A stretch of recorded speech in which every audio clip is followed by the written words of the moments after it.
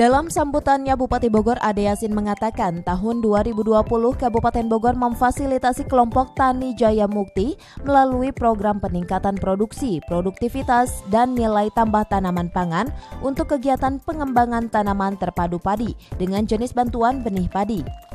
Ade Yasin berharap keberhasilan kelompok Tani Jaya Mukti akan memotivasi kelompok tani lainnya untuk lebih gigih dalam berusaha meningkatkan produksi pertanian guna mewujudkan ketahanan pangan nasional, khususnya di Kabupaten Bogor.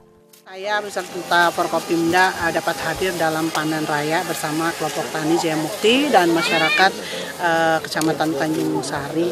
Dan ini padi terbaik juga di sini adalah lokasi atau sawah yang bisa berproduksi setahun 3 kali. Ini bagus ya. Jadi setelah ini bisa ditanam kembali.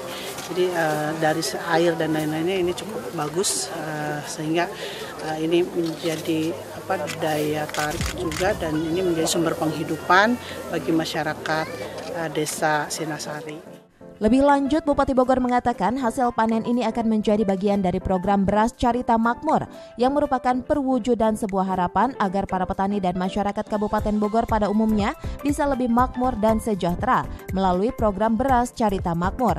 Dan hal ini merupakan wujud keberpihakan pemerintah Kabupaten Bogor kepada masyarakat tani yang bertujuan untuk mendukung swasembada beras, meningkatkan kesejahteraan petani, serta meningkatkan kecintaan terhadap produk lokal.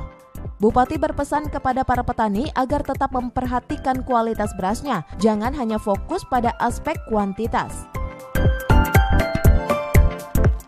Dari Tanjung Sari, Kabupaten Bogor, Tim Liputan melaporkan.